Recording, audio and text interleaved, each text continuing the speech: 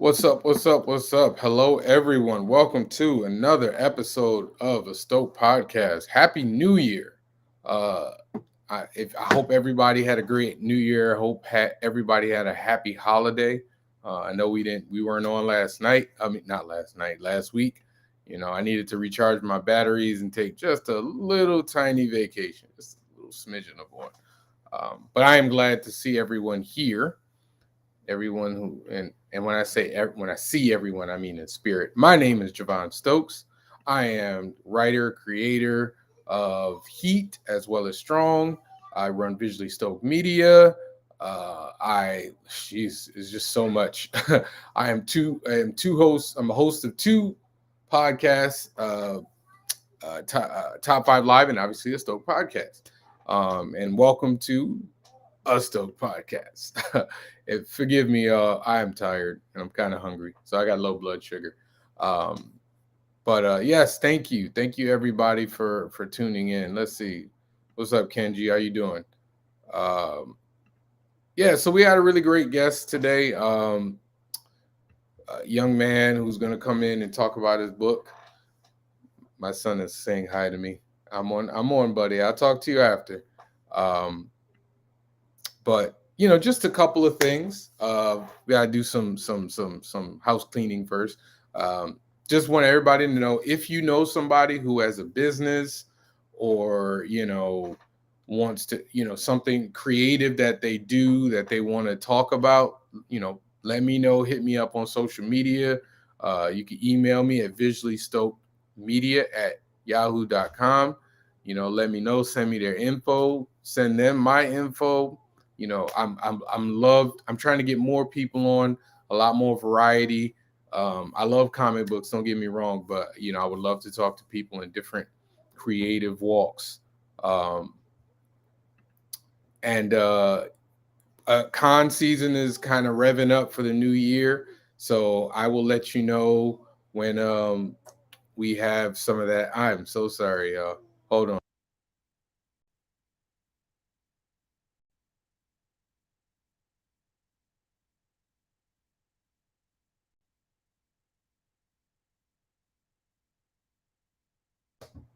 Sorry, y'all. I had to do dad stuff.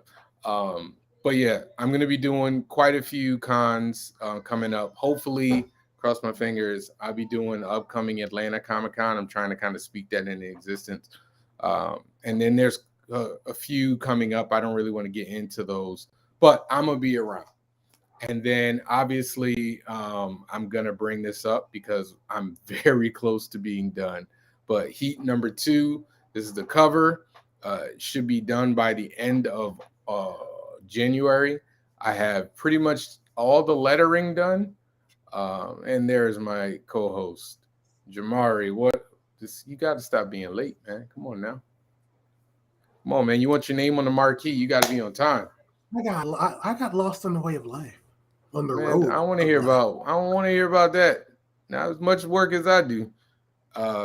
But I was just telling everybody, Heat number two is coming out.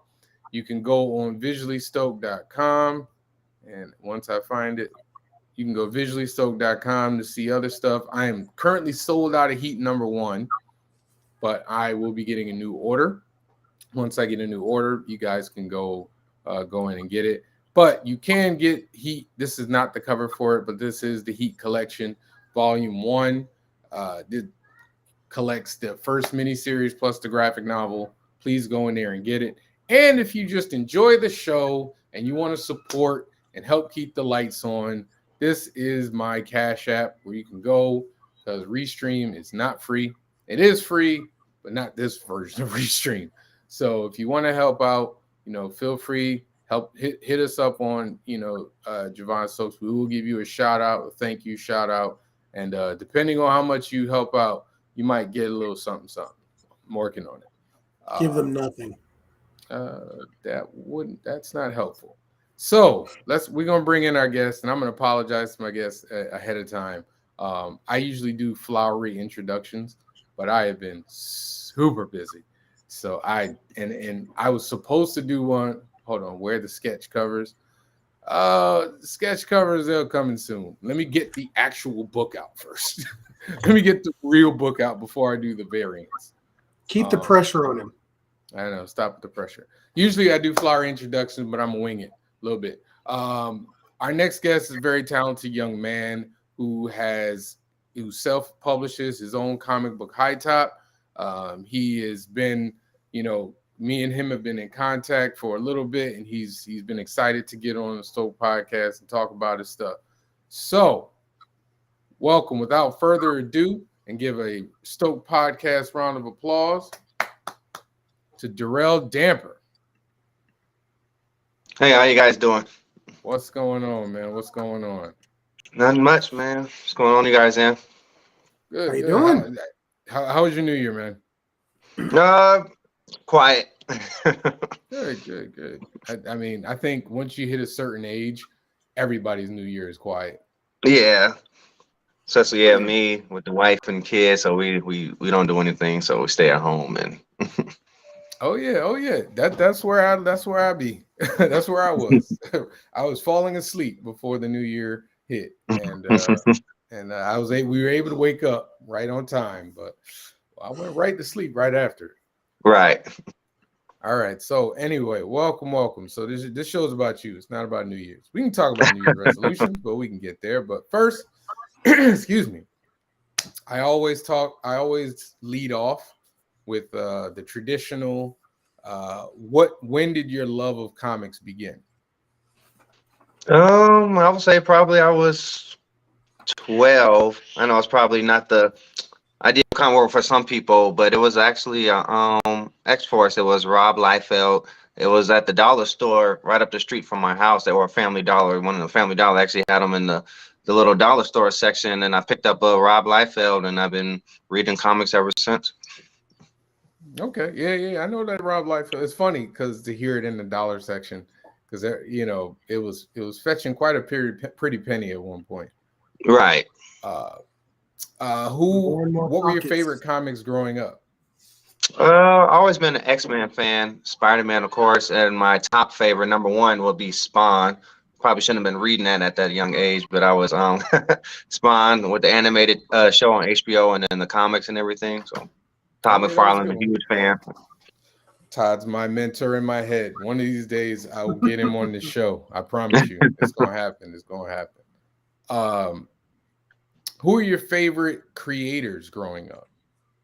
I've always been a fan of David Finch, and I said Todd McFarlane, and old school Jack Kirby, and I know probably gonna get stoned. I forget his name all the time. He used to draw Conan, John Buscema.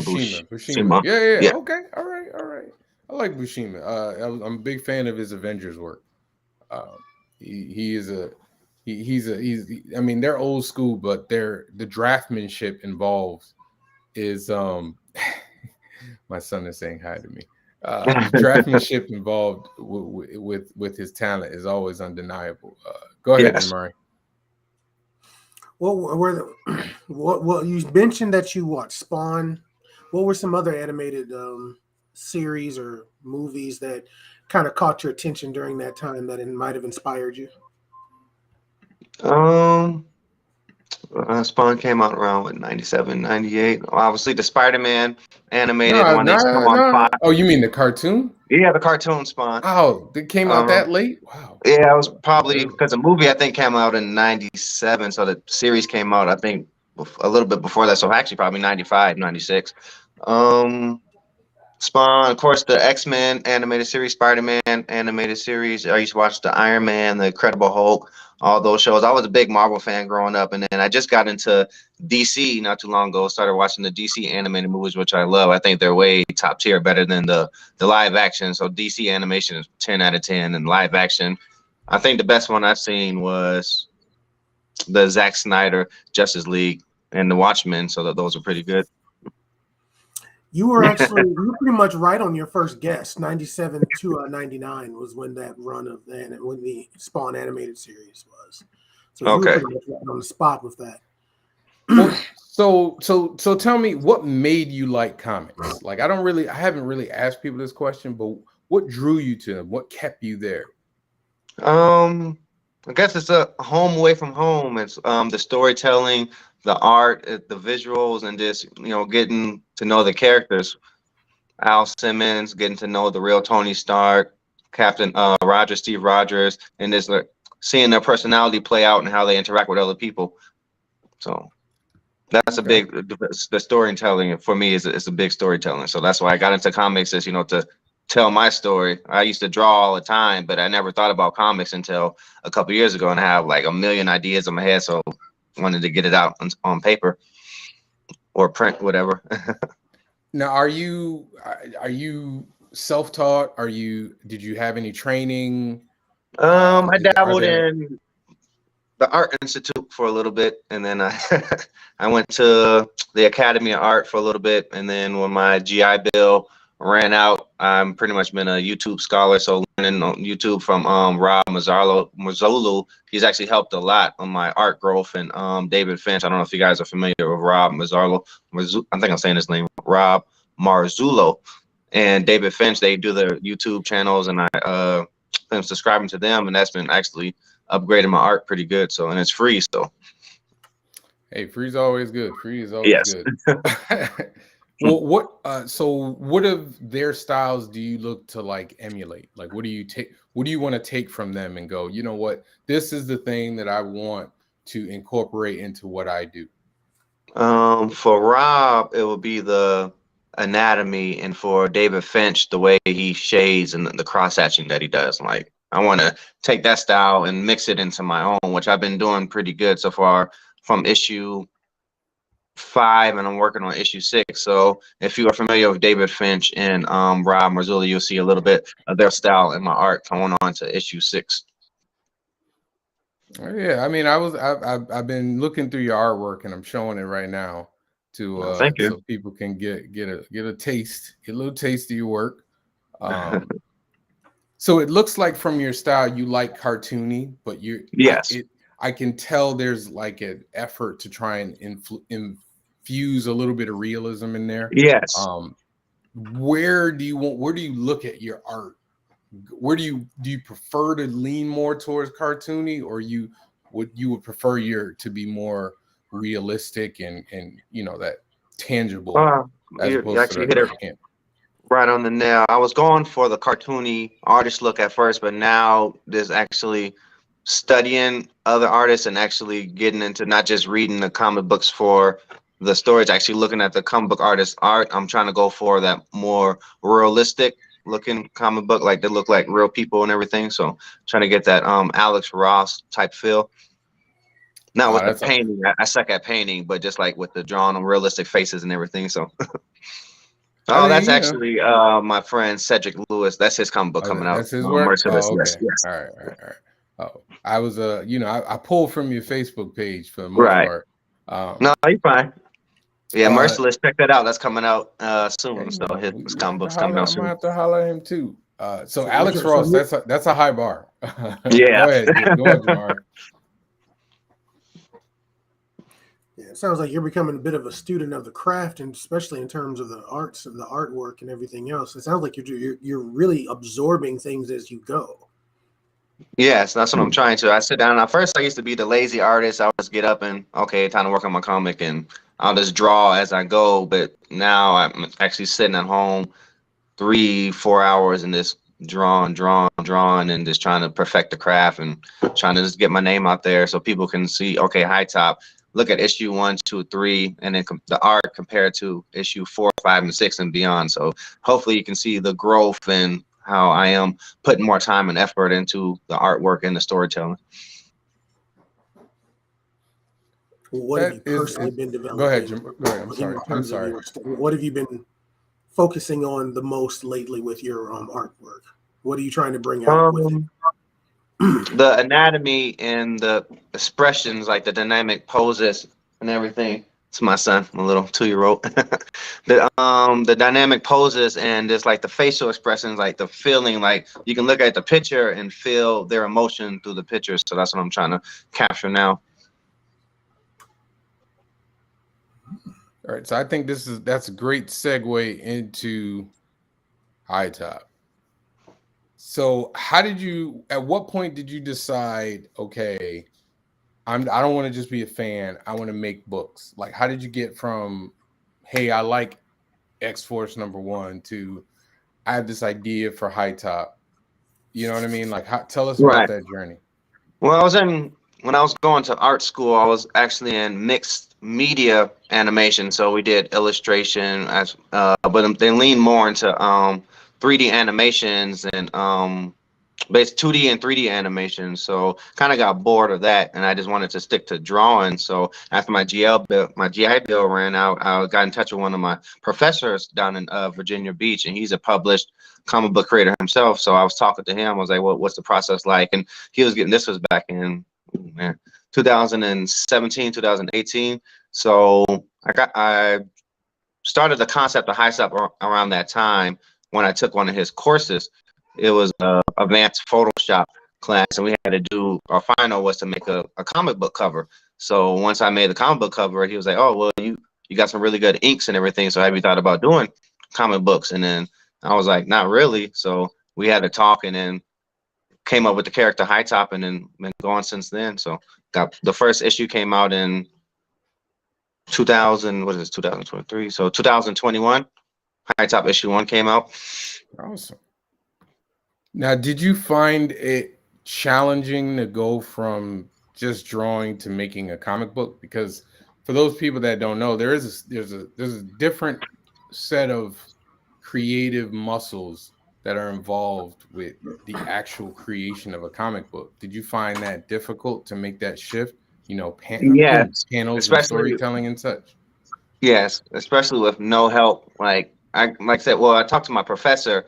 He gave me like the ins and out, but actually sitting down and doing it myself is like I pulling my hair out. Like, what am I doing? Like all the panels flowing. When you read issue 1, you'll see like this guy has no idea what he's doing. When you read issue 2, it's like, okay, he's trying to learn. Issue 3, okay, he's getting up there, and then so on. So you see like me taking baby steps and trying to evolve into, now I'm actually serious and getting to the comics. So issue 1 came out, like people reading like, what is this guy doing? Why is he writing comics? Why is he drawing? And now I'm actually taking it serious and actually trying to learn the craft, because I guess dove head first in and didn't know anything about comic books. And issue 1 paid the price, and now I'm trying to play catch up and say, okay, now this is what's really going on. So let's try to fix it. But so it's slowly but surely people are catching on. Like, okay, you see, you're improving with High Top. So Yeah, I mean I think I just said this 2 weeks ago when we did the round table, and I was saying, you know, when people ask me how do you get into comic books, or help me, or give me some advice to get started, and I always say to them, like, I can't tell you anything until you make a comic book. right, Once you make a comic book, then I can be like, all right, you need to do this and this and this. And you know, a lot of it is because you learn, you can study, and you can you know, you can get tips, but until you make one, you know, it's different. And when it comes to, you know, like my first Heat book, I feel the same way you feel. Like, I kind of knew what I was doing, but I was learning a lot as I was going. But like now, like if you read my books now, it's just a whole different thing. right. Um, give us the elevator pitch for High Top. High Top, Anthony Shavir, he inherits his grandfather's gauntlets at the age of 20. He didn't know that his grandpa used to be a superhero. And with that came the Sons of the Cross. They're a religious organization. They're after his gauntlets because they are collecting religious artifacts to try to control the world. So his gauntlets are a religious artifact, and that brings the Sons of the Cross. They barge into his grandfather's house one day. He comes home, finds them kidnapped, tied up and everything.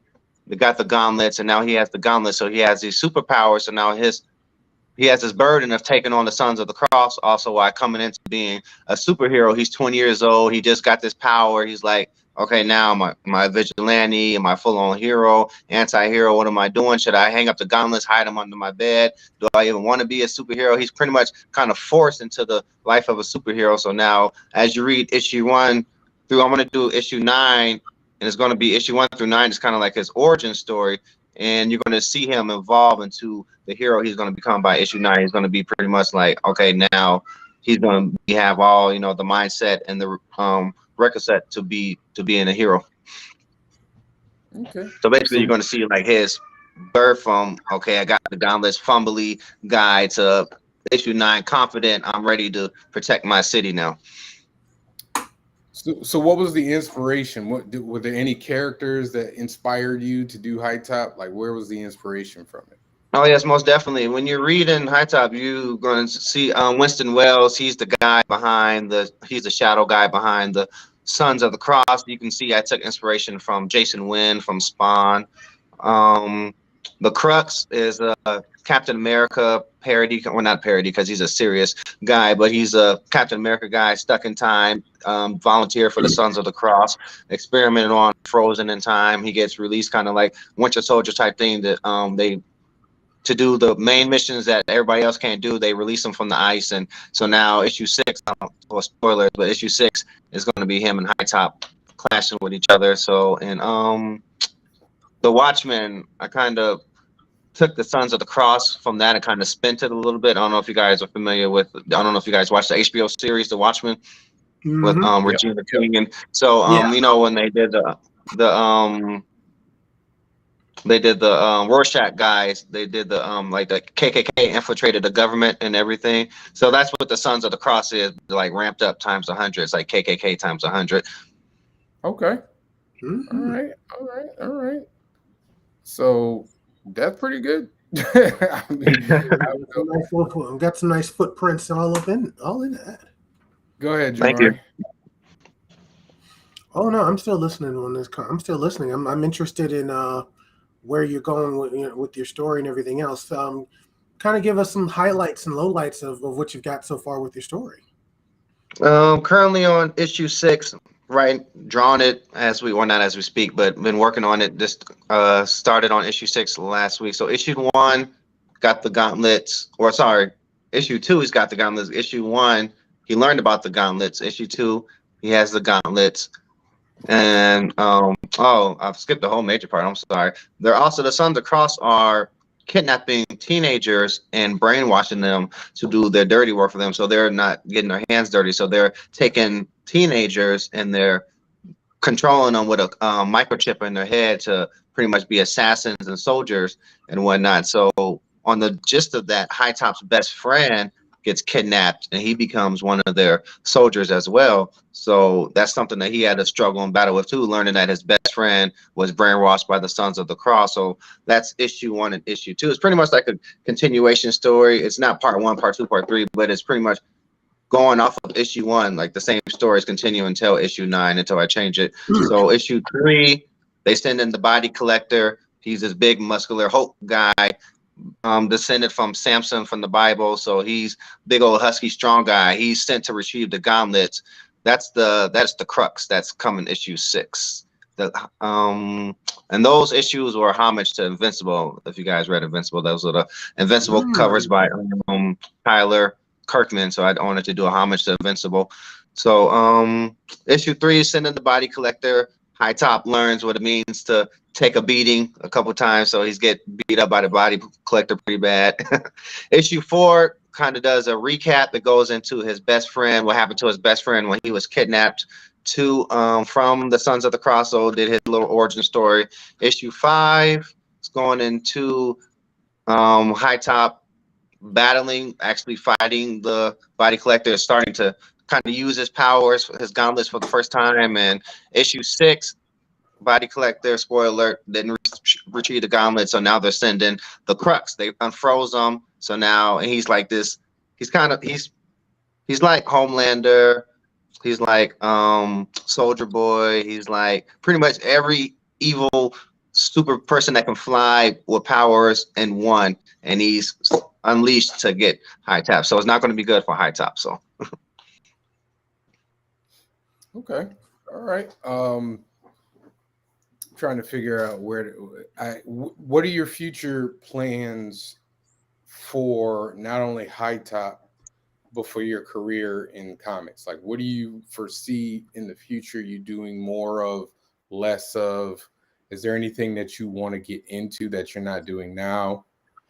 I want to branch out and do more stories. I have 3 stories already plotted in my mind. I just don't have time to draw them because I'm the artist, the letterer, the everything. I'm doing everything by myself. So as I'm doing High Top, I'm coming up with these other stories and I'm saving them for future dates. But I have 3 stories branched out within the High Top universe. They're going to be the main characters from High Top, but branched out. And then I have some other comics coming from Fourth Son Comics, and I want to explore this on their own thing. So that's what I'm doing now. So just working on my other ideas and writing them down. And once I finish issue 9 with High Top, complete his origin story, then I'm going to start working on my other branches in the High Top universe, as well as my other comic book that I have, and then come back to High Top issue 10. Probably is going to be a time jump, maybe 15 years later with High Top, and then go from there. How long does it take you to do an issue? At first it used to take me probably a month when I was just trying to get it out. But then I had some words with Tyler from the antagonist, and he said quality over quantity. So now I'm taking my time, and now it's probably taking me anywhere from 2 to 3 months just to get an issue out. So I was gonna say a month to do a book. Wow. That's that light speed drawing. I wish. I'm trying to get there. Wow. Especially if you're doing you do the lettering and everything too, right? Yes. Are you looking to like work with other people at some point to take over some of the responsibilities, or are you just happy being the guy to do everything? I mean, it'll be nice to get some of the burden off me if I can afford it. I was working with my friend when you did the Merciless picture. He drew some of the interiors and covers for issue 3 for me. I paid him his rate, and now he's working on his own comic, so he's working on Merciless. So when he gets back to that, hopefully he can help me again. But it'll be nice to pick up some artists and with affordable pay and take some of the burden off of me, so I can have some free time to work on my other comics. Free time. That sounds so good. Like, I'm gonna be honest with you. Like that sounds really nice theoretically. Yeah, it does. Go ahead, Jamari. So right now are you doing physical and digital, or are you just doing one or the other? It's both physical and digital. Are you doing conventions now with your comic? Yes, coming up this year will be my 3rd convention that I'll be going to. I started off with a big one, which I didn't expect to get in, but I did. My very first one was Fan Expo in 2021. So I did Fan Expo Chicago. Oh, it was Wizard World at that time. Wizard World Chicago. Now it's Fan Expo, and then I do Blurred Blash in Chicago, which is around Memorial Day, and then we have some local cons here in Illinois, where I'm from. So Blurred Blast? I've never heard of that. Blurred Bash. It's April Bauer and her husband. It's Hag Entertainment. Where? Hip hop Okay. and gaming. Where is it? Well, they do different cities. It's in Texas, Chicago, Philly. I think they did Florida. I'm trying to think of where else they went to. But it actually just started like a couple of years ago, so it's trying to pick up. So last year was the first year that they did in Chicago. So I'm going back to Chicago again this year, and then in like June or July they go to Philly, and then they go to I think Florida somewhere, and then they go to Texas and somewhere else. It's called Blurred Bash. Okay, I'm looking at it right now. This seems pretty nice. Doesn't really say who's there, but I might have to look into that. How's everything going? Like, I want to talk business, so you know, if you don't want to talk, let me know. But like, how's You're fine. How's the sales going at Comic Cons? Like, how's that working for you? They're doing good. Surprisingly, a lot of people are buying issue 1 and issue 2, so I have to keep re-upping issue 1 and issue 2. I'm like on probably my 4th or 5th print of issue 1 and 2. So surprisingly, with the art and this starting off so fresh, a lot of people are eating it up. So High Top is slowly climbing up there. So it's getting out there. So awesome, man, awesome. So what you said you were doing? What's the next one you're doing? Remind me again. Well, I don't have the name for it. I don't have the name for it yet, but it's going to be biblically based off of No, I'm sorry. Which con you're doing? Which comic? Oh, sorry. I thought you meant was comic. Gonna be Is it Blur going Bash? to fan. Well, I'm trying to see which one this comes for. Blur Bash, yes, Blur Bash in May, and then August is Fan Expo in Chicago. So I'll be at Blur Bash in May. You didn't try C2E2, or is that tough I to always get in? try.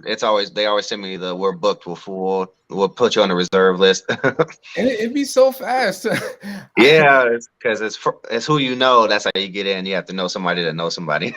Yeah, I know. I tried to get in, I think once.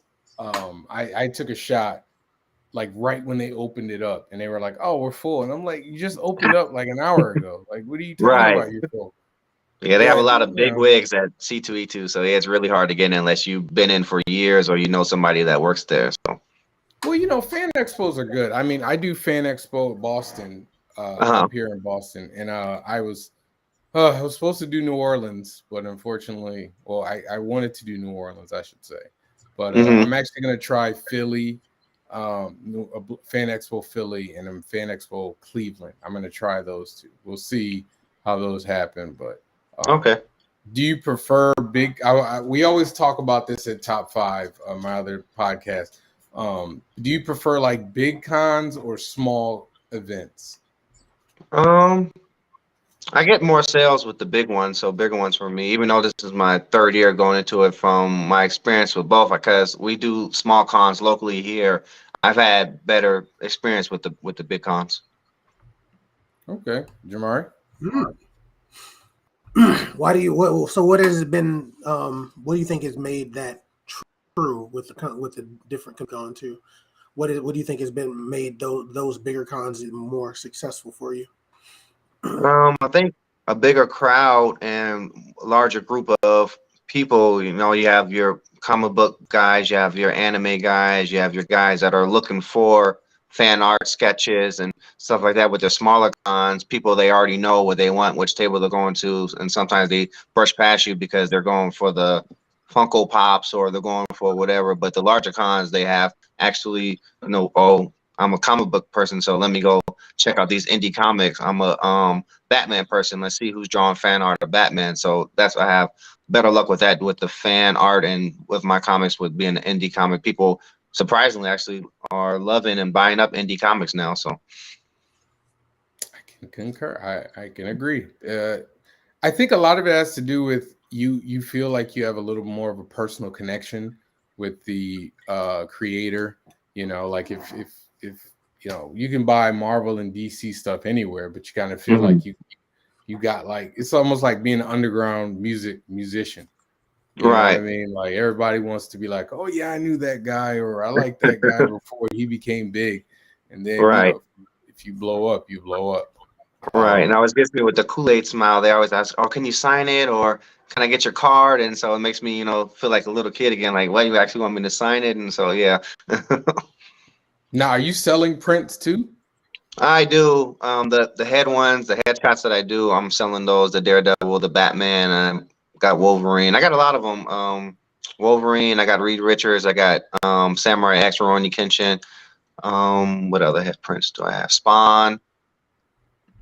I have a couple. I have to go back and see which ones I have. I have some of High Top too as well. So a lot of posters. I have a lot of High Top posters. I need to start doing more than that. That's actually my like Achilles heel. I don't know. I'm using the Posters. wrong phrase. No, I do a lot of I do a lot of like of the posts the posters, but they're all like other characters, Hmm. like established characters, and I don't even have my own characters up there. I don't know why I don't do that. I probably need to just sit down and do it at some point. But Well, don't feel bad. I actually just started doing High Top last year. So, well, my poster for High Top last year. So, hey, listen, man, I doing those Supermans, those Batmans, they bring in people, man. They catch yeah, eyes. I can't yeah. I can't be mad at it. Um, so let's kind of step back and so are you reading any titles now that you love? I honestly no, I haven't had time. Like I'm pressed with because I did my Kickstarter ended in August and I'm actually a little bit behind. So I have everything done except for issue 6. So I'm trying to hurry up and finish issue 6 without it being too sloppy. But I had a message a couple people say, hey, issue 6 is probably not going to be done by January. So I'm trying to hurry up and get issue 6 done. And that's what I'm focusing on. I haven't touched my PlayStation. I haven't been watching my TV shows. I'm just focusing on issue 6 right now. So. No, I mean, I get it. I found myself reading less new comics when I started doing this. Like I like buying trades. Mm-hmm. So, you know, I don't get floppies anymore because I don't have the time to. All right, when does that come out? Okay, let me make sure I'll be there. Or, you know, like and then I forget. So I totally understand. You know, even when I sit down and read now, I'm like, you know, I got a page to finish. Let me go finish that page and I'll come back to it.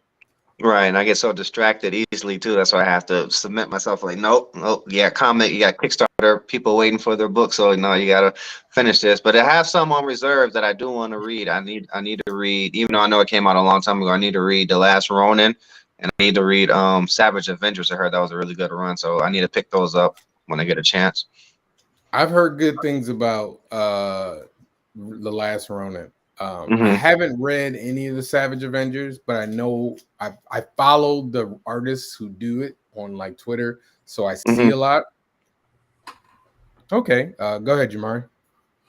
Yeah, you mentioned PlayStation. So, sir, what are when you're actually able to play? What are you playing?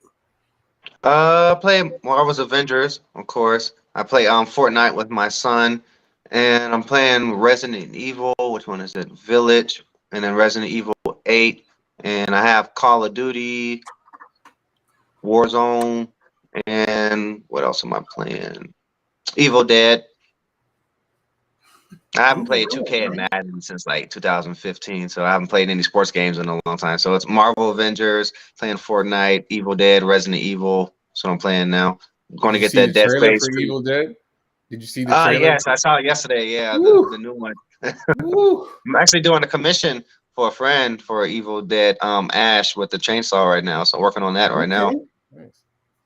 Yeah, I was the remake they did of Evil Dead, I think it was like 2019, I think it was.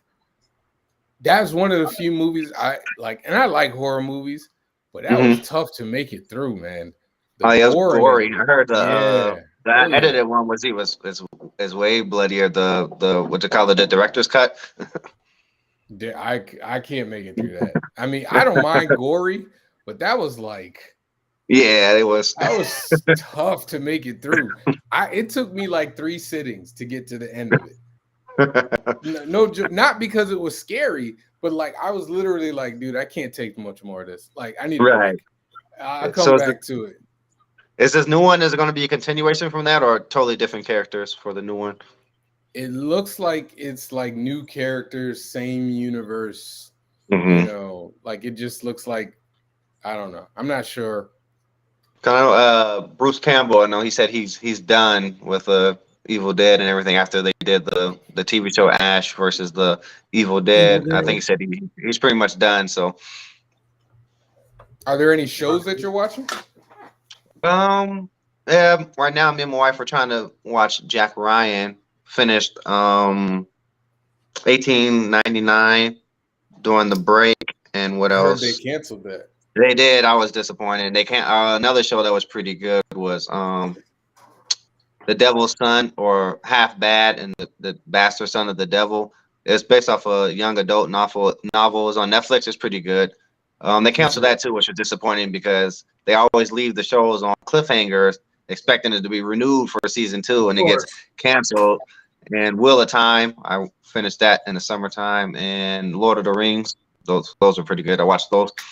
I need to watch this. I am one of the biggest Lord of the Rings fans, and I have not sat down to watch one episode. I have not. Well, a lot of people are disappointed because it's not the movie quality, and a lot of people were expecting to come in and seeing the Peter Jackson, or is it Peter Jackson that did Lord of the Rings? They were coming in to see that type of fantasy, and it's took a completely different direction. It's Lord of the Rings, but it feels like it's more like modern time Lord of the Rings, if that makes sense. It doesn't feel like old age. It feels like it could be Lord of the Rings like today type, but it's still like set in Middle Earth back in the day, but it feels like it's more like modern, if that makes sense. I don't know how to really explain it. I have to try it. I watched Game of Thrones, the new one, and it was almost like I had to choose. Like I had to watch this one, and now like okay, at some point I have to sit down and binge watch it. But everybody who watches the show, they know it's really tough for me to watch stuff I haven't seen before while I'm working. Right. Because I will stop working and watch the show. Now, if I've seen it already, I can just listen and in my mind knows what's going on, but I can't watch new stuff. So I be wanting to binge watch stuff so bad. I think the new thing I watched was A Friend of the Family. I haven't seen that. Yeah, that's I tried to watch that while I was working and found myself watching it. And so I was like, all right, I can't do it. Right. I had to pause a lot of stuff when Obi-Wan Kenobi came out. So I put a lot of stuff on hold. So I'm watching this, and I'm a big Star Wars fan, Star Wars nerd. So you know what? I'm taking a break. I'm watching Obi-Wan. So go ahead, Jamari. Have you seen? Have you caught Andor since you're Star Wars? I have not seen Andor yet. Everybody's saying it's a slow burner, but it gets good. But I'm going to watch it. I haven't watched it yet though, but it's on my to-do list. Okay, I personally loved the Obi-Wan stuff. I was surprised I liked that series. Yeah, it was really good. I liked it. I like how they brought back the relationship with Anakin and Obi-Wan. So I don't do Star Wars. You don't understand. I'm a Star Trek guy. I like Star Trek. I mean, it's okay to like both, but it's fine. Well, I told you, Jamari, you know this. I missed the part in my life where people generally, I feel like most people who, when they get their love of Star Wars, it's because they watched it when they were young. Yes. And then it's like, and it captured their imagination and it grabbed them. For the life of me, it didn't grab me. I don't think I even watched it when I was young. Like I just missed it. So by the time, the first 3 movies were done, I mean, how old was I? I was what? The third movie was in the 80s, right? Yeah. Yeah, give or take. I mean, I was a toddler in the 80s. So I totally missed. So when I hit my teenage years, I didn't have fond memories of Star Wars to make me a fan. But Star Trek, I used to love Star Trek. I still like Star Trek. I haven't watched the TV shows, but I watched the newer movies when they rebooted the movies with what's his face? Chris Pine. Say again. I think is it Chris Pine? Yeah, Chris Pine. Yeah, I saw the first one. I haven't seen I don't know how many movies they have, if it's 2 or 3. I saw the first one. Three. I haven't seen. Okay, so I haven't seen the second and third one yet. Oh no, I love those. They're really good. They're really good. So you said you're married, right, with a kid? Did I hear correctly? Kids? Yeah, 6 of them bad boys. Well, boy and girl. Kids? Yeah. Oh my! And you making comics? What? Yeah, sir. How it gets hectic kids? in here. You mind me asking? My oldest, I have my oldest out of high school, so my oldest is 16, and then my stepdaughter, she's 11, and I have my son, he's 11, and then my 5-year-old, my 2-year-old, and then my 1-year-old. Oh my God! Ooh. Trying to repopulate the earth, man. How do you? Yeah, I'm trying to start my own tribe. I know you're trying to get your starting 5, man. You're almost there. You're almost there, dude. You're how does trying to catch up with Nick Cannon? I know. I don't know if I can catch him, but he's up there. I think he has 12, 13. You're not far, man. You say you got a 6. Well, I came from a big household too myself, so I grew up with I'm child number 4 out of 7, so you halfway there, man. You keep working at it. Well, I think I'm done. So we have our 1-year-old and 2-year-old. They're a handful now, so I think I'm done for now. So I believe. So how do you balance that? Like, how do you balance like marriage, fatherhood, and creating comics? A lot of 5-hour energy drinks and 2 o'clock and 3 o'clock in the morning sessions. Up Woo, and 2 3 o'clock in the morning. So indeed. I can't do that no more, man. You're better than me. You do it enough for both of us. That's oh my gosh. So where are you getting sleep? Since I don't actually, I probably get a good day, probably maybe 2 or 3 hours of sleep on a good day. Well, that's the military in me. So I was doing 12 hours on and off in the military, so I don't need sleep anyway. So Okay. How long were you in the military? I did 8 years. So I did my 8 year bid and got out. Did you go for like so you could get the college education, or did you just want to go? I got out because I didn't really have anything going after high school. I wanted to go to art school. I just never applied, so I just joined the military after high school, straight out of high school, and did my 8 years and seen a lot of fun places. Went to Iraq in 2009, 2010. I went to Iraq and got my last station was in Key West, Florida, so had fun down there, and then went to school in Fort Lauderdale. Went to the Art Institute of Fort Lauderdale. Thank you, Danny. Thank you. Danny wants to know, what did you do in the military? I was in the Navy. I was an operations specialist, radar tech, dealing with navigation and all that fun stuff, looking at the ship's radar and guiding the ship to our different ports, reading the maps and all that fun stuff. And when I was in Iraq, I was doing a completely different job. I was a well, can't call it, I was a detainee guard over there. So So do you feel like those skills have helped you in any form or fashion in as you're making your way in the comic book industry? Or is it I would just a say probably different thing? the discipline part, I would suppose. It keeps me focused because I do tend to go off track, and then I was like, you know what? I am focusing on this, so I need to get back to this task. So that the discipline instilled helps me finish the comics and not stray away too far. But I have to take a break when I get exhausted, or I'll get brain fog or whatever. But when I know when to take a break, but yeah, I just keep going and going. That's the military drill to me. Just go, go, go, go, and until it's done. So. Well, the lack of sleep makes sense now. It makes just a little more sense. Go ahead, Jamari. No, I'm still kind of recovering on everything else. I'm still trying to figure out how you do all of that. And do any of your children show any interest in comic books in turn? It's either just casually or even in the side of following in your footsteps.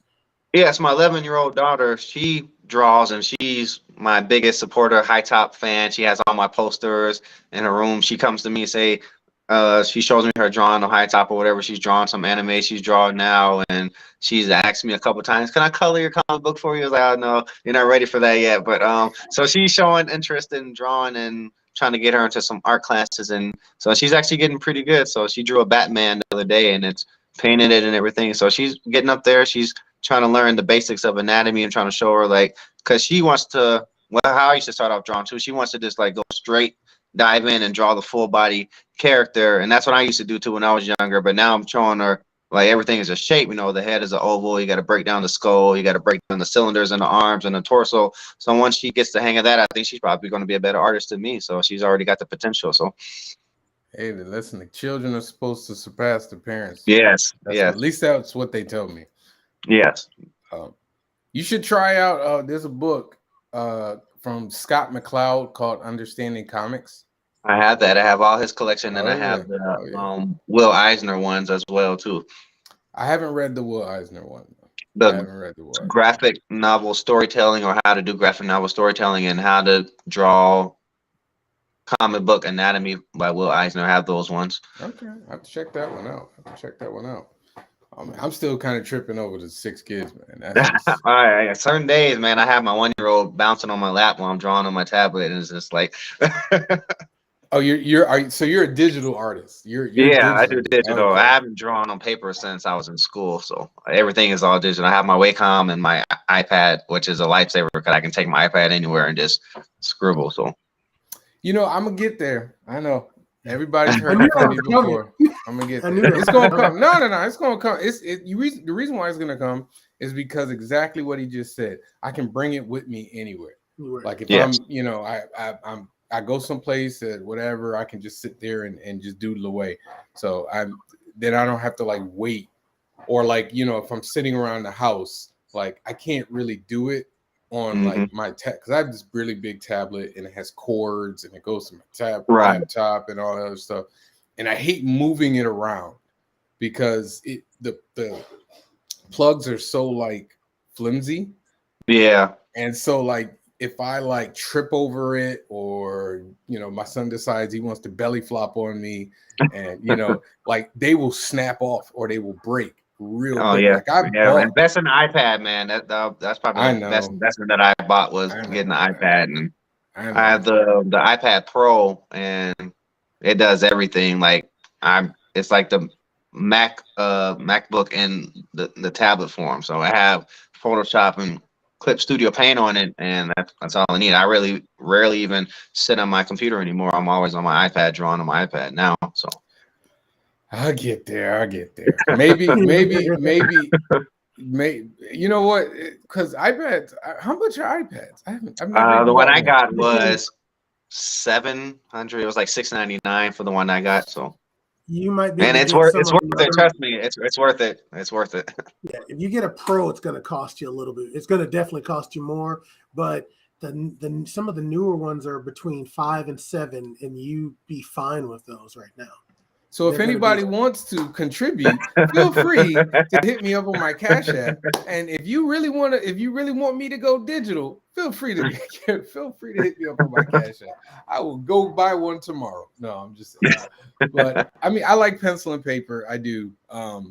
But there is, I think there's a certain level of speed that you can pick up with it as opposed to, doing it traditional paper. And I think that more than anything is probably what's going to force me, because my goal is, I've said before on Top 5 that one of my goals is to draw faster. And, it's a lot more difficult to draw faster with paper. But, I watch, Fish Lee. I don't know if you know Fish Lee. The artist named Fish Lee. Yeah, Fish. He be doing like 3 pages a day, and I be sitting here like, how the heck is he doing them so fast? But then when I talk to him about how he does it, it makes a lot more sense. So like, he'll like if he's drawing a car, like if I'm drawing a car on paper, I'm looking at the car here, and then I'm doing this and this. Right. Whereas he might just bring the image in and do side by side. Yeah. Yeah, not even side by side, but like right there. Listen, you could trace right over it. Yeah. And then, so that type of stuff is enticing, and it makes me go, okay, all right, yeah, I can do that. That way, drawing horses and stuff, like it's just faster. Right. Yeah, that's how David Finch is too. He can like probably do like 5 panels in probably like 10 minutes. He's just like, and he does it like, and it's just like he does the gesture, and then you can actually tell with the gesture what's it doing. He adds the form, and then next thing you know, he's already shading it, and he's like, oh well, send it off to the colorist. He's been doing it for like 20 something years, so he's just like, him and Jim Lee is like second nature to them now. So.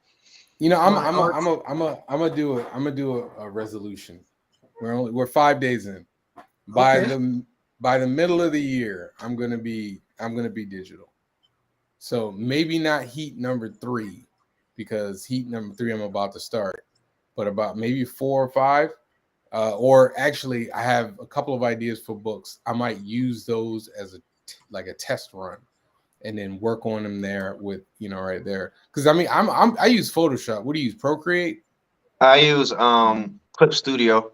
And I go to Photoshop sometimes when it doesn't have the like. Well, I pretty much use Clip Studio 98% of the time, but the what do you call it? The Magic Wand tool is not too good with Clip Studio, so sometimes I transfer it over to Photoshop to do the what do you call it? The Magic Wand. But other than that, I'm Clip Studio all the way, 100% Clip Studio. Is it really compatible with Photoshop? Like, can you bring? What do you do? Like, yeah, you just save it as the JPEG, and actually, I think it has the Clip Studio has the option to save it as a Photoshop document and upload it to Photoshop. I mean, it doesn't lose a resolution or nothing, and I bring it right back to Clip Studio and do what I have to do. That's but good. I'm 100%. I've been Clip Studio since they were advocating since they were Manga something, whatever, Manga Studios or whatever. Yeah. It was Manga Studio. I remember that.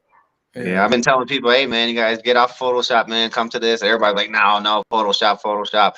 Clip Studio, man. I'm telling you, especially if you're a comic book artist, that's where it's at. Clip Studio. It's like made specifically for comics. The middle of this year, we gonna move over. When Jamari buys me an iPad as a gift, as a wedding anniversary gift, I'm gonna be right there. I tell you what, get you go ahead and get your I'll buy Procreate for you. How much is Procreate? Procreate is free. If you have an iPad, it should be free. No. If you have an iPad, it's free. I downloaded mine for free unless you have to pay for a subscription. But when I don't use it. But when I downloaded it from the store, it was free. What? How much is clip art? Is clip art? On the iPad, you have to pay like if you want the one with the version with everything, it's like $7 a month. Okay. So that's a subscription. Okay. Yeah, that's a subscription one. And you know what though? That part of the reason why I haven't totally moved over there outside of getting an iPad, because I have a tablet. I have a Samsung tablet. But part of that is I don't pay for Photoshop. So. Oh, with the tablet? With my computer. That's what I'm saying. I don't pay for Photoshop. Like my Photoshop is free. And so that's kind of why, like, okay, so if I move over to this, then that's another expense that I have to put on top of it. But in retro, and I'll probably make it up real quick, make that $7 a month like that. Right. Yeah. Whatever. How much does your family like influence or inspire you in your stories or with your characters?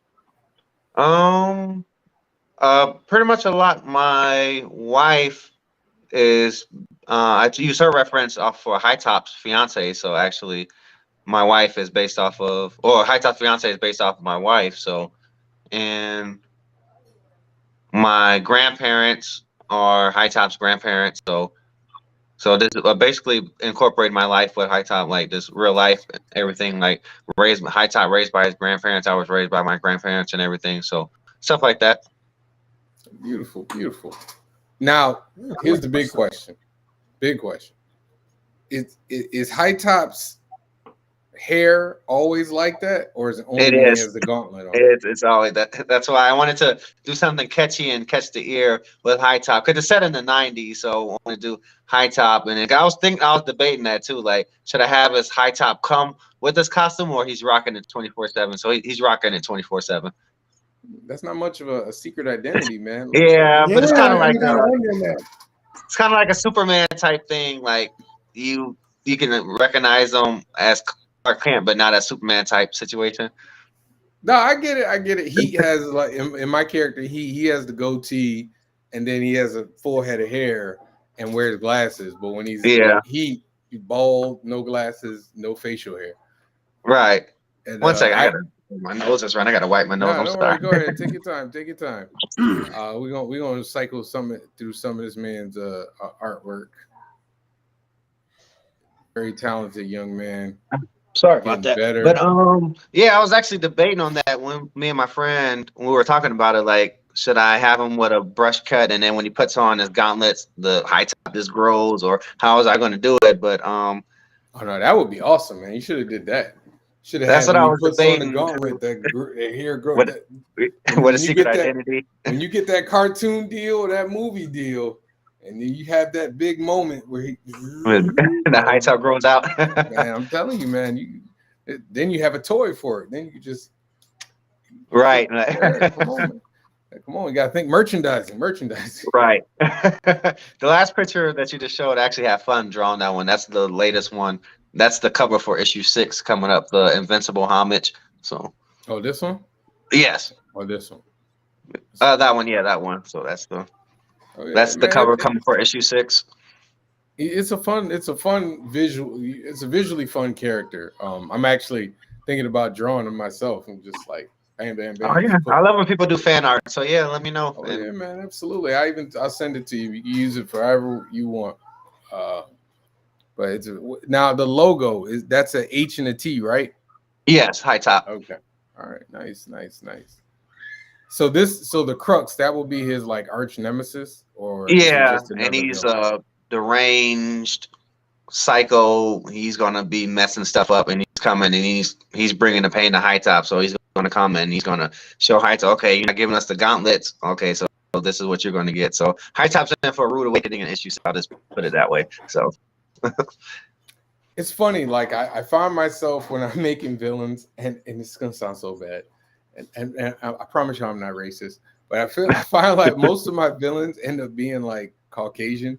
It's like I had to make a concentrated, like, okay, we got to use some other nationalities here, right? Right. You can't have your character enough on white people all the time.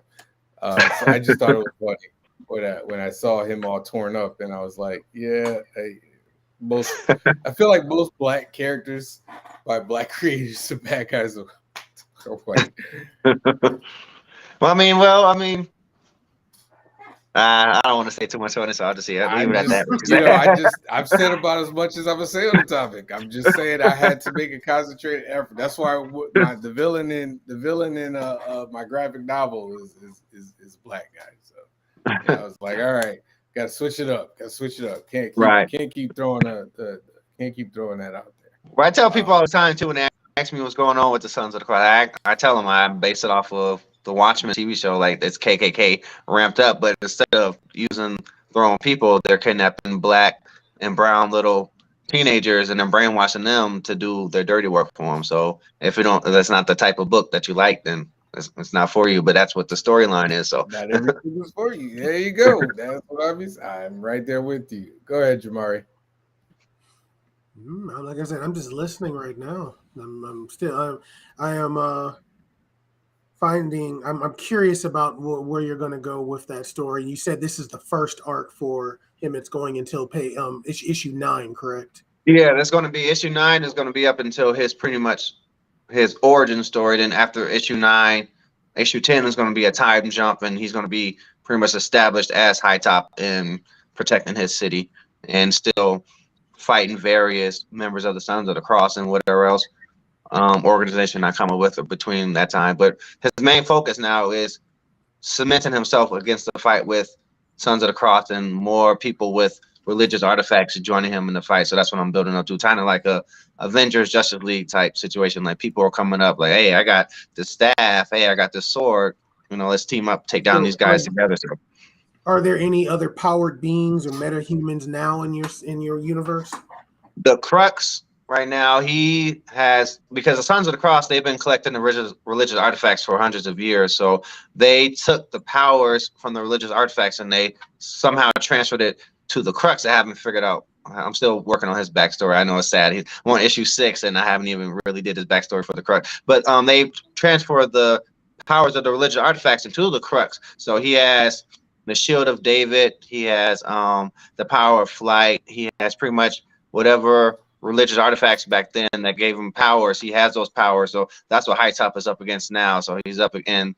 High Top really has no idea what's going on with the Crux, and he's just right now. The Crux is just a whisper. Like people don't believe that he exists. They just heard about him. He's kind of like a shadow guy, and he's going to come face to face with the Crux. And High Top, he's still learning how to use his gauntlets, and the Crux has been doing it for it's like Winter Soldier type thing. He's been doing it for 50, 75 years. So he's mastered his power. So he's going to whoop on High Top for the next couple issues. So it's going to be pretty heartbreaking for High Top fans to see High Top treated this way, but it has to be done to, break him into the superhero world. So, and his friend, I don't want to, I already pretty much spoiled issue 1 and 2. Spoil it.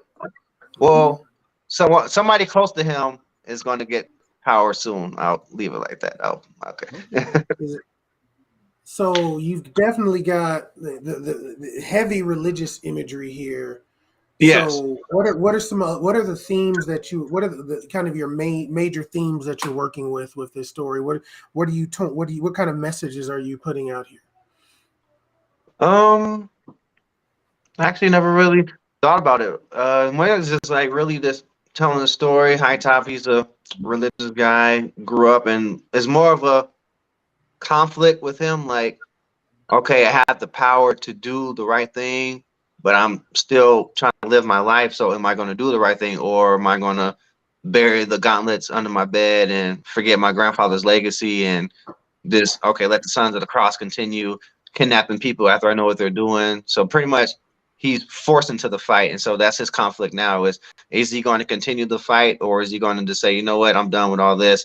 I'm putting these gauntlets up and let somebody else take over the Sons of the Cross. So that's where he's at right now. So it's pretty much a moral dilemma of I have this power, but should I use it, or should I just continue being a 20-year-old guy?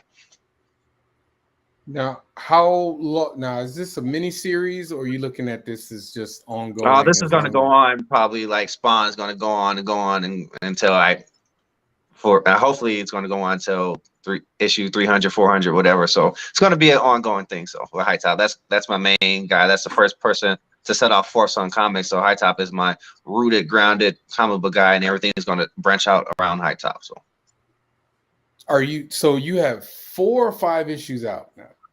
Yes, I'm on issue 5, working on issue 6. Okay. Are you looking to do a trade at some point? Yeah, when I do issue 9, I'm going to do the volume 1, 2, 3 and all in one book, like Tyler with the Antagonist. So I want to do the trade back of issue 1 through 9. Yeah, I mean, it's a lot of work putting together those collections, man. Yes. Just the logistics of it, plus the graphic design part of it. It's a lot. This has been fun. So before, usually at the end of every show, we kind of do it like a top 5. And then, we'll all pick our top 5. And then, this is on my other podcast, top 5. We usually argue. Usually here, we don't argue. It's a safe space. This is a safe space. Okay. So I'm going to come up with a topic. I don't have it yet. It's coming. So you mentioned that you were a big X-Force fan, and sounds like you're a big 90s comic books fan. Yeah. Top 5 characters that debuted in the 90s. That debuted in the 90s. Your favorite. Okay, let me see. Of course, Deadpool. Okay. Okay, let me see. I'm sorry. No, take thinking. your time. Take your time. I'm thinking too. Does it comic book? Does it have to be comic, or does all this comic book? Yeah, okay, comic. Okay, so Deadpool, Spawn. Love Al Simmons. So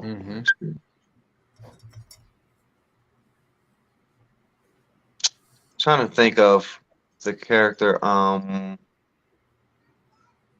Like I said, I wasn't too big on the DC, but I want to say Grifter with the red mask. Yeah, that was Wildcats. Yeah. Yeah, Wildcats. Okay. Let me see. It's a big explosive. Cable. Okay. And nope, Cable doesn't count. I think Cable came out. Let me check. We're gonna be accurate here. When did Cable came out in 1980? Oh, wait. Nope, you're good. 1990. Yeah, because I know he was technically the character as a baby in the 80s, but we're not gonna. He got more popular in the 90s with Deadpool. Is that 4 or 5? You said Spawn, Deadpool, Grifter, Cable. Let's see the last one.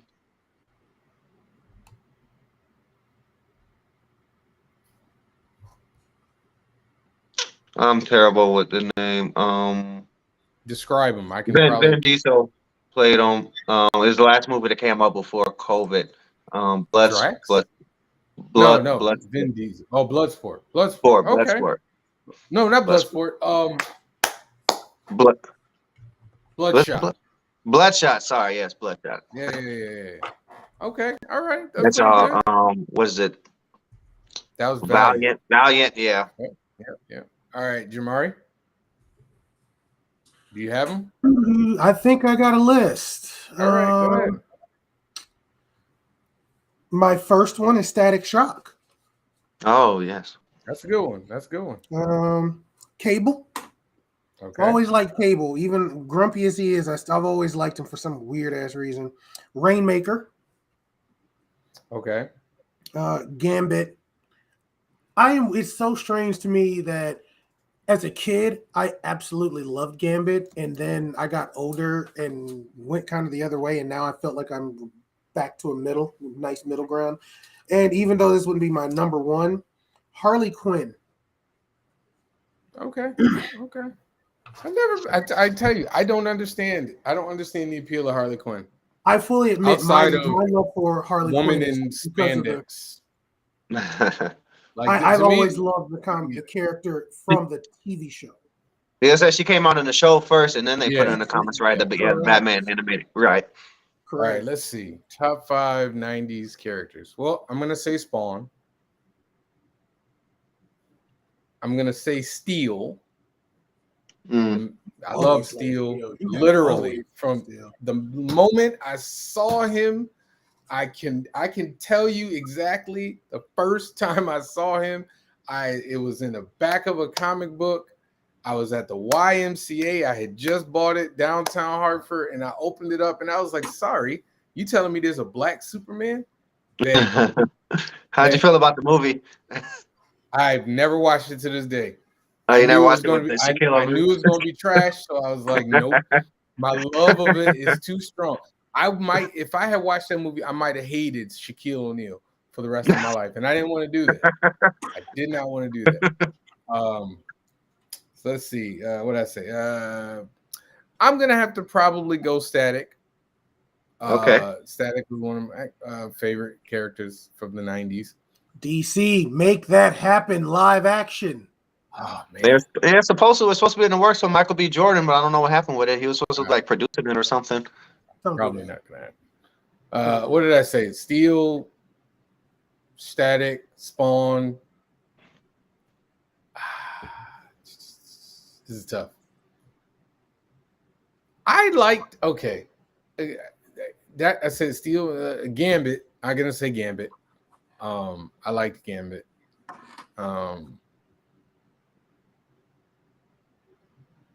That's tough. This is gonna change. I'm pretty sure at some point. The last one, it would probably have to be, if I'm being honest with myself. Oh wait, let me make sure, because he might have missed the boat. I want to make sure. Nope, he's right there. Tim Drake is Robin. Tim Drake Robin. Not mad at I was a big Tim Drake Not Robin mad fan, at that.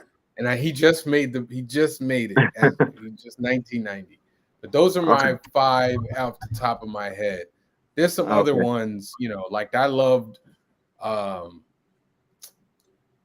Youngblood. I really liked Youngblood. Yes. Regardless of what people say, you can say whatever you want about the art. I love the idea. I think I love the idea of Youngblood more than the actual execution. But the energy, it was so much energy with the book. I'm trying to think. I loved Superboy, the new version of Superboy that they put out. Like I was all into that reign of Superman. I was in there, man. They had me. It was a good one. I tell you, it was a good one. Bane. Sounds familiar, but I'm trying to think. It sounds familiar. Bane. Bane. Bane. Oh, Bane. I think you said Bane. No. Bane. Okay, Bane. I broke the bat. Yeah, right. Yeah. I was in there, man. Yeah, Bane, Azrael, all them. Yeah, they were coming around. I want to edit my list a little bit. I forgot about this one. I forgot Marvel did a limited run on it. For Robert Townsend, the Meteor Man. I don't know if you guys read the comic. I actually have the first issue that. It may have only been one issue of that. Yes, I didn't get to finish it because I can't find the rest. I have, excuse me, issue 1 and 2, but I can't find the other 3. But Meteor Man, that was good. I like the comics of Meteor Man. So I love the idea of Meteor Man, and I really wished they didn't treat it wasn't a comedy, because I felt like every black superhero that they did in the 90s was like a comedy. And like Blank every Man. single Meteor Man could have been good. Meteor Man. I mean, they could have done it with some comedic flavor, Yeah, but you know, but it was a little too. I mean, I appreciate the storyline of Robert Town, what he was trying to do, but yeah, they made it a little too goofy. But little the too in the goofy. comic, it was more serious in the comic, and it was actually he teamed up with Spider-Man and everything. So I've never read the comic book to this day. I know Jamari, you showed me you had it, but I didn't read it. I'm trying to think of other '90s characters that Impulse. I loved Impulse. I was a big Young Justice fan. Like I just bought the last trade for the first run of them with Superman, Superboy, Robin, Impulse, Wonder Girl. Like I loved Young Justice. I loved he was corny. He was clearly a ripoff of Wolverine, but damn it if Ripclaw wasn't a cool looking character, man. Like, say what you want that's the about one those with Image. he had the silver and black outfit, right? With the He was Native American. Say what you want about the Image. All them characters look cool, man. Yeah, all of them. Every character they put out looked cool. Yeah, they were blown up in the '90s. That's what boosted up the comic book was Image and Todd and Rod and Jim Lee and all them. But they had dominated that era. Yeah, but they had such like great artists. Like, well, let me rephrase it. They had really nice, flashy artists. Mm-hmm. Like the storytelling wasn't great. It was really hit or miss. But they had really great, flashy artists that just like draw your. I remember a book called New Men by Jeff Matsuda. I want to say Jeff Matsuda. And I was like, this dude is, I remember at the time, I was like, this dude's art is amazing. And the coloring was so bright and vibrant.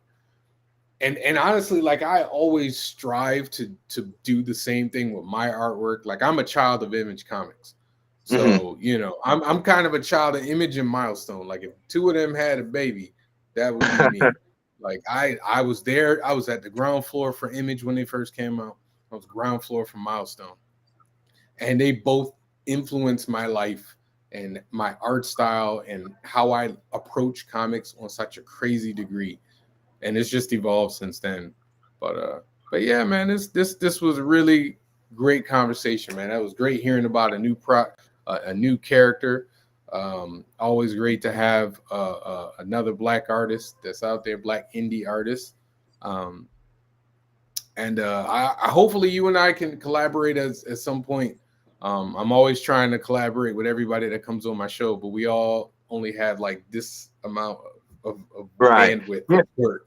So, let me know, man. I'm always open to collab, man. I tell people all the time, man, if you want to introduce a character or if you want to do a crossover series, let me know. I'm always down, and I'll give you the files for High Top and go at it. And same with your character. I can introduce them somehow, and doesn't matter. So, yeah, let me know. I'm always open, and I appreciate you guys. Something out, man. Thank you so much. I said we could definitely work something out, man. Right. So if you want to get High Top, if you want to learn more about High Top and Darrell Damper, you can go to 4 THSON designs.com and you can learn more about his work. /comics.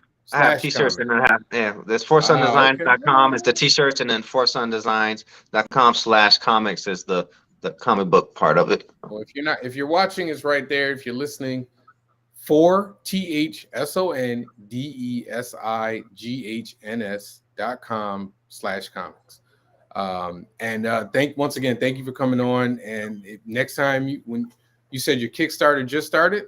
It just ended. It ended. Actually ended a couple months ago. I'm just now like getting all the rewards and trying to finish issue 6. That's the last thing I got to do and ship out issue 6, and I'll be done. But I was a successful Kickstarter. It was 600, and I raised about 1,200. So awesome! That's amazing, man. Congratulations. Thank next time you got a project coming out, let us know. We can get you on. We can definitely talk about it. Thank you everybody who tuned in to watch and who will tune in to watch at some point on YouTube. And like I said before, if you want to donate, if you enjoy what you watch and you want to donate to the cause and keep the lights on, the lights aren't going off, folks. Every little bit helps. Feel free to hit me up on my Cash App. And next week, I don't know who the guest is next week. We're working on it. Maybe if the spirit moves me, maybe we do another round table. I don't know, but If you can't find somebody, I might have somebody for you. I can inbox you and you can message them. And hit me up, man. Let me know. okay, And thank you, Al, for joining a Stoked podcast, Creative Talk with Creative People. Have a great weekend, and we'll see you next week. all right, thank you. Appreciate you guys having me on.